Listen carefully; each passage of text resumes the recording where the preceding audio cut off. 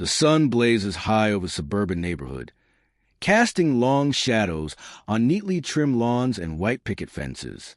James Carter adjusts his aviator sunglasses, the golden rays bouncing off the polished metal of a state-of-the-art helicopter.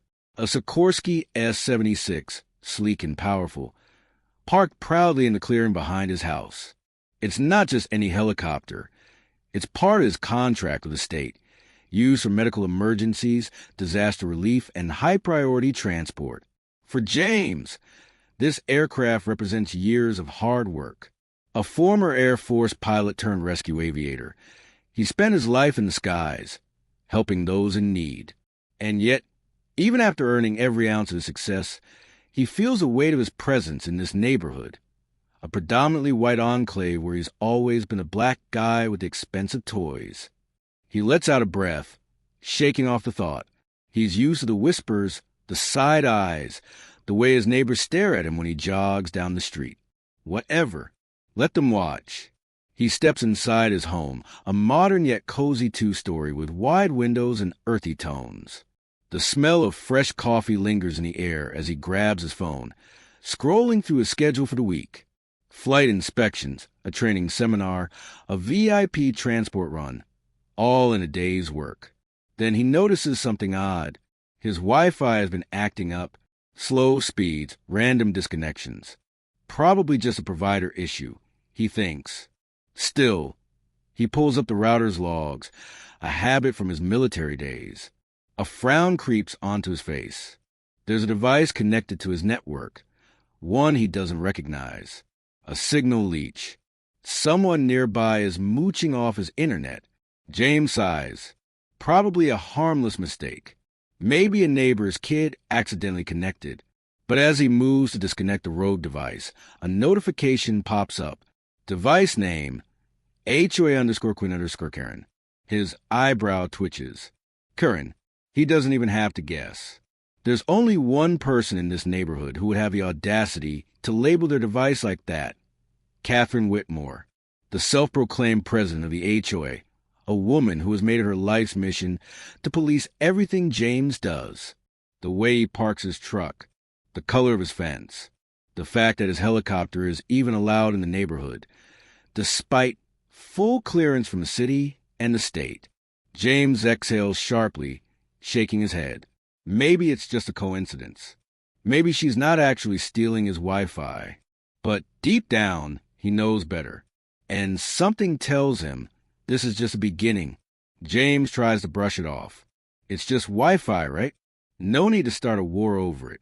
But the next morning, something feels off. He wakes up to an eerie silence. Normally, the soft hum of his helicopter security system is a constant in the background, a subtle reassurance that all is well. Today, it's dead silent.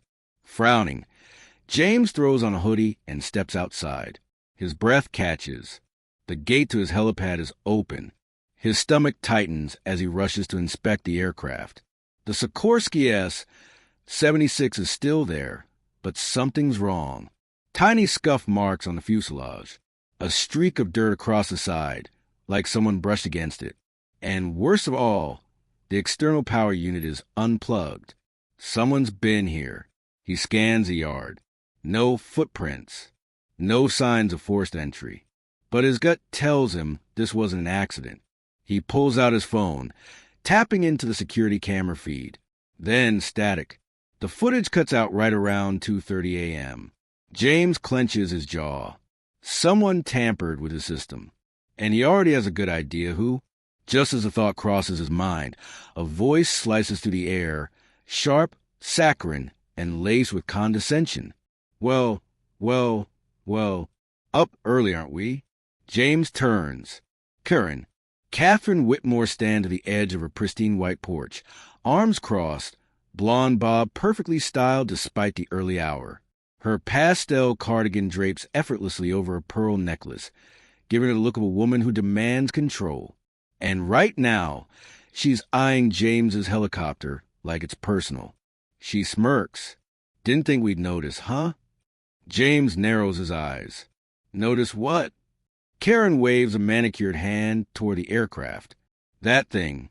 You know, property values are a delicate balance, James. And some of us are a little concerned about how it looks to potential buyers. Ah, there it is. He keeps his expression neutral.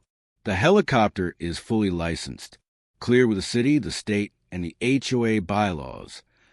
Karen's smile doesn't waver. Oh, I know, but the bylaws can be amended if enough people feel it's an issue. There's something in her tone, a threat. James keeps his breathing steady, but a flicker of unease settles in his chest. Right, he says coolly. So, what exactly were you doing near my property at 2:30 a.m.? Karen blinks, just for a fraction of a second, but James sees it. That moment of panic before she recovers. I have no idea what you're talking about, she says smoothly. But since you bring up security, maybe you should think about moving your little toy somewhere else, before someone gets the wrong idea. A chill runs through him. She's up to something. And James isn't imagining it. This isn't just about a helicopter. Something bigger is coming, and he needs to be ready. James doesn't sleep that night. Something about Karen's veiled threat gnaws at him. He knows the type, entitled, calculating, the kind of person who thinks rules don't apply to them. The fact that she even hinted at changing HOA bylaws means she's already working on something, and he refuses to let this slide. By morning, James is at the HOA office, laptop in hand, ready to shut this down before it starts. But the moment he walks in, he knows he's too late. Karen is already there, standing beside Doug Peterson, the HOA president. Doug is old money, silver-haired, and notoriously indifferent unless something affects his property value. Right now, he's nodding as Karen speaks, her voice sweet and poisonous. A safety concern, Doug. Helicopters are dangerous, you know, and frankly, it's a bit unsightly. Doug rubs his chin. We have to consider the community.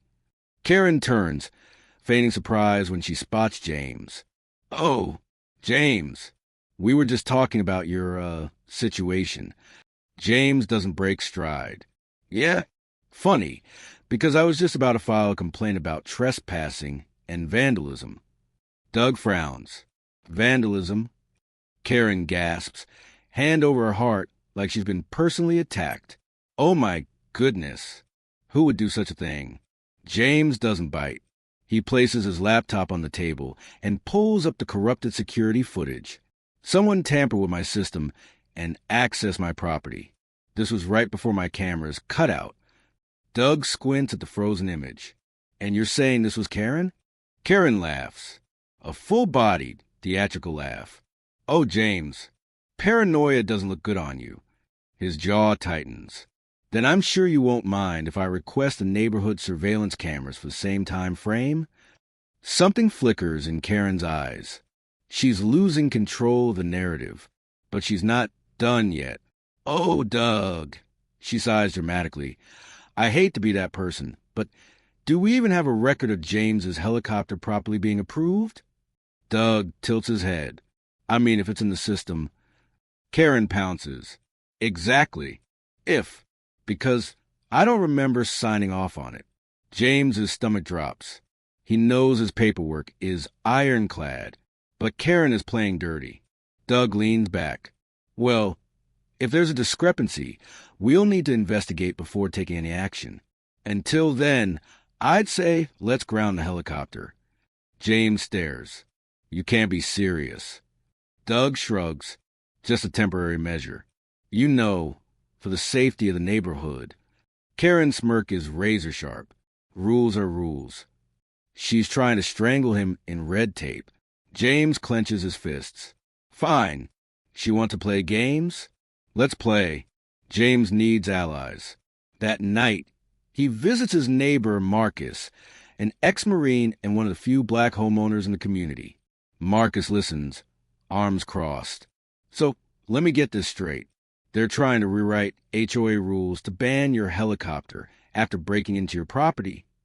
James nods. And they're pretending the paperwork is missing. Marcus exhales sharply. Sounds about right. These people love their little power trips. James pulls up another file. I found archived emails. Karen actually signed off on my helicopter last year. If I can get an official document proving it, they're done. Marcus grins. You know the HOA records everything. Doug might act clueless, but I bet there's a physical copy somewhere. James nods.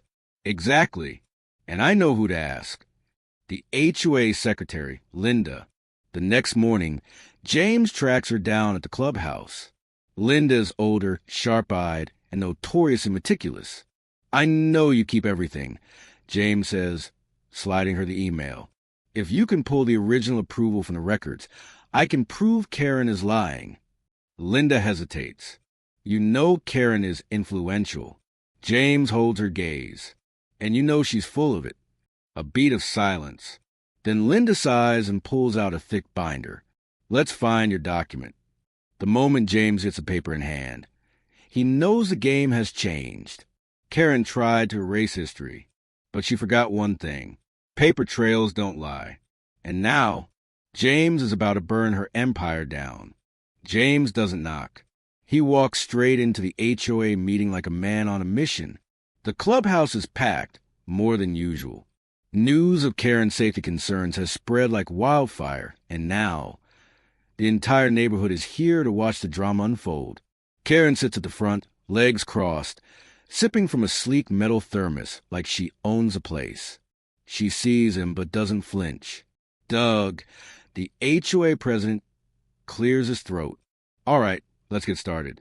First order of business, community concerns. Karen smiles. Yes, I have one.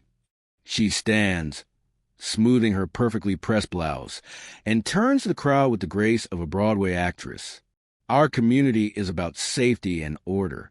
And unfortunately, some individuals, she pauses dramatically, letting her gaze sweep the room until it lands on James, have taken liberties that put us all at risk. James's jaw clenches. Karen continues, voice dripping with full concern. Now, I respect all my neighbors, but we have to be honest with ourselves. Do we really want aircraft landing in backyards like we live in some third world airstrip? Murmurs ripple through the crowd. James takes a step forward, but Karen raises a hand. I'm not finished. She turns back to Doug. I reviewed our records, and I found no official HOA approval for James's helicopter. That means by our guidelines, he's in direct violation of community rules. And for the sake of order, I move for an immediate removal of the aircraft. A few scattered nods. Doug sighs like he already agrees. James waits. Karen isn't just trying to block his helicopter. She's trying to humiliate him, to make an example out of him. He lets the silence hang. Then he speaks, calm, deliberate. That's an interesting claim, Karen. She blinks, caught off guard by his composure. Excuse me. James reaches into his folder and pulls out the document. Because this, he says, holding it up for everyone to see, is the original HOA approval you signed last year. You know, the one you said didn't exist. Karen's face drops. Doug leans forward, squinting. Wait, is that? Dated, signed, and filed. James says, stepping toward the table. And just in case you want to claim this is fake, Linda, would you like to confirm? All eyes turn to Linda, the HOA secretary. She adjusts her glasses and clears her throat. That document is 100% real. It's been in our archives since last year. A shocked murmur spreads across the room. Karen's fingers tighten around her thermos. Her mask is cracking. Doug frowns, shifting uncomfortably. Karen, is this true? Karen laughs. But this time it's brittle, forced. Oh, come on. Let's be reasonable. James's helicopter is still a disturbance, approval or not. There's noise, property values, and... James cuts her off. There's no noise complaint on record. He turns to the crowd. Does anyone here actually have an issue with my helicopter? Silence. Then Marcus speaks up. Nah, man, you've had that thing for a year. No one cared until she did. More nods. Others murmur in agreement. Karen's eyes flicker with panic. Her grip on the situation is slipping. James steps closer, voice quiet but firm. You didn't care about rules until you saw me flying that helicopter. This was never about safety, was it? The words hang in the air. Karen flinches. Doug pinches his nose. Karen, did you lie about the approval? She scoffs. Oh, for God's sake, Doug. Who cares about some old paperwork? The point is... James leans in. Oh, I think you care. He slides another document across the table. Karen freezes. Because this is an official cease and desist from the state governor's office.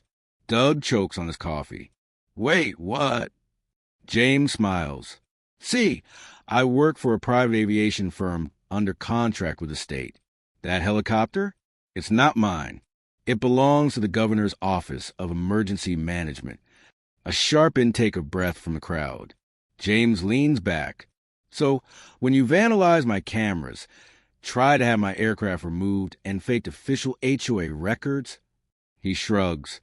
You weren't just messing with me. You were interfering with state property. The room erupts. Karen's face turns an ashen shade of horror. I didn't know. James tilts his head. Didn't you? Or did you just assume you could do whatever you wanted and get away with it? Doug scrambles for damage control. James, we can... Oh, don't worry, James says smoothly. I've already forwarded everything to the governor's legal team. I'm sure they'll be very interested in what Karen has been up to. Karen stumbles back. Wait, this is ridiculous. I didn't. Maybe next time, James says, turning toward the door, you'll think twice before trying to rewrite history. He walks out. Behind him, Karen's world collapses. Karen is frozen. Her perfectly curated world, the power she wielded, the control she had, all slipping away. The weight of James's words lingers in the air, thick and suffocating. Doug, the HOA president, looks like he's about to pass out. The rest of the room, a mix of shock, realization, and something Karen has never seen directed at her before. Doubt. This is ridiculous, Karen blurts, shaking her head as if that alone can erase the truth. You're twisting my words, James. I was just trying to uphold community standards. James doesn't flinch. He stands there, calm, collected, like a man who already knows he's won. Community standards? He folds his arms. Or personal vendettas? Karen's eyes dart around, searching for support. There is none. Then, just when she thinks she can still talk her way out of it, a new voice cuts through the tension. Actually, I think it's time we show everyone what really happened. All heads turn. It's Marcus. And in his hands, a tablet. Karen's face drains of color, because she knows what's on it. Marcus glances at James, a silent nod passing between them. Then he taps the screen, and the TV mounted on the clubhouse wall flickers to life. Security footage. The camera angle is high, overlooking James's property from across the street. It shows Karen on his driveway. She's looking around, making sure no one's watching.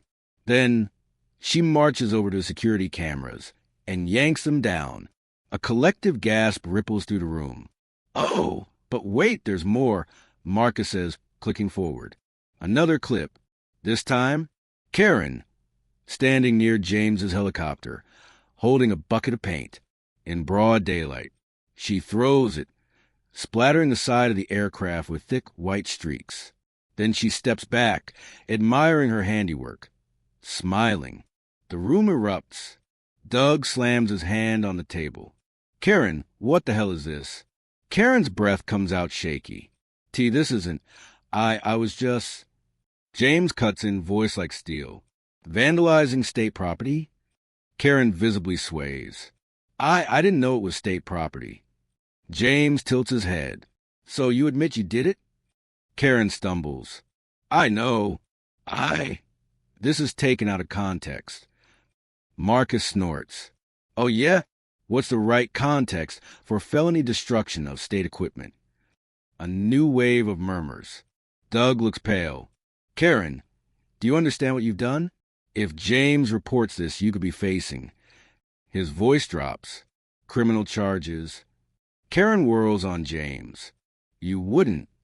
James's expression doesn't change. Wouldn't I? Panic flares in her eyes. She turns back to the crowd, grasping at straws. You people know me. I've lived here for years. I run the Neighborhood Beautification Committee.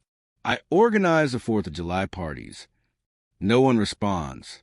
A few weeks ago, maybe people would have rallied behind her. But now they've seen the truth. Why, you're going to believe him over me, she stammers. This is just a misunderstanding. James pulls out one last card, an email printout. The HOA records, he says, holding it up. I checked them myself. You tried to have my documents erased. Guess what? He taps the paper. Digital records don't disappear so easily. Doug snatches a page. His face tightens.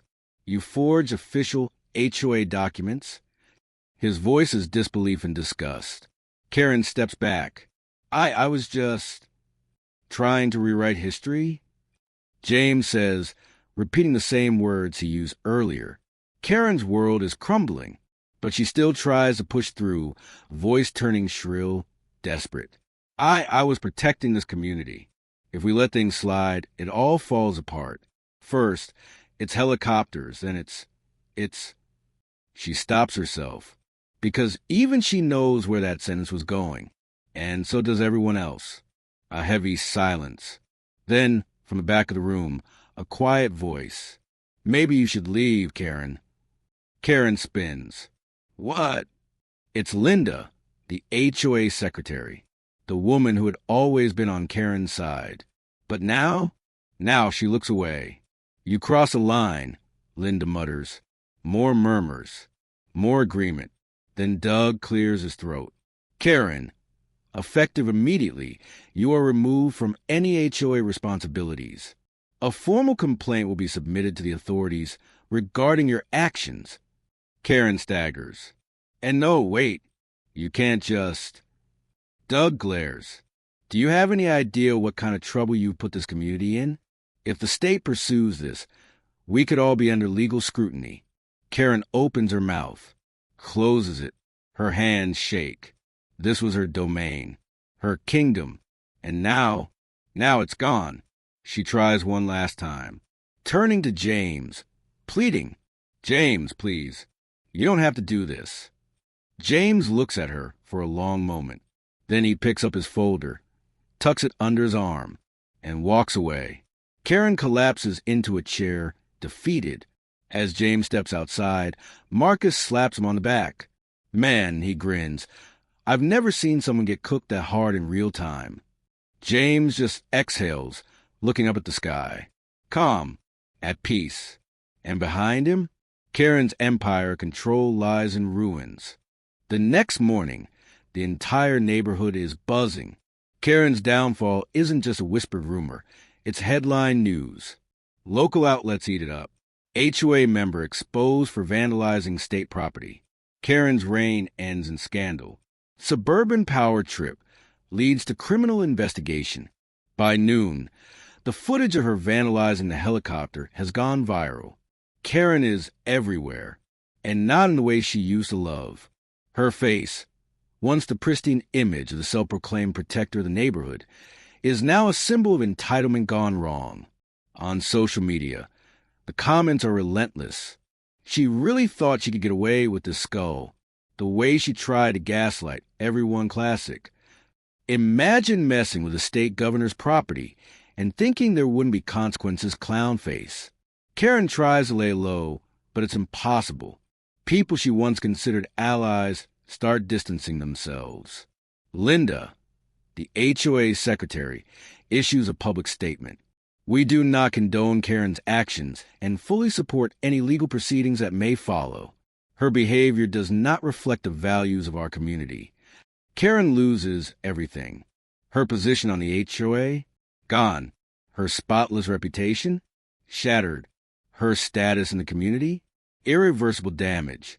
But it doesn't stop there, because 2 days later, the consequences catch up. A squad car pulls up in front of Karen's house. Neighbors peek through their blinds as two officers step out. They knock. Karen answers, looking exhausted, disheveled. Then they place her in handcuffs. Gasps ripple through the street. She tries to argue, her voice rising in panic. But it doesn't matter. The charges? Felony vandalism. Destruction of government property. James watches from across the street. Silent, unshaken. Marcus leans against the fence. Damn, he mutters. Karma moves fast. A week later, the neighborhood is different. Lighter, freer. Without Karen's constant surveillance, people feel like they can breathe again. A few families who always kept their heads down start coming to neighborhood events. Others apologize to James, to Marcus, to anyone they once ignored out of fear of rocking the boat. Even Doug, the former HOA president, changes. He approaches James one evening, hands in his pockets. I let her get away with too much, Doug admits. I should have spoken up earlier. James nods, but doesn't let him off the hook too easily. Yeah, you should have. Doug sighs. I'll do better. James simply says, make sure you do. The final moment. James stands in his driveway, looking at the helicopter. Fresh paint restored. The governor's team had it repaired almost immediately. Turns out, they weren't thrilled about Karen's little stunt. James runs his hand along the side of the aircraft. His property, his life. For the first time in weeks, there's peace. Marcus walks up, tossing him a soda. So, Marcus grins. Now that Karen's out of the way, think we can finally get some actual change around here? James cracks it open, eyes scanning the street, his street. No, he says, taking a sip. I know we can.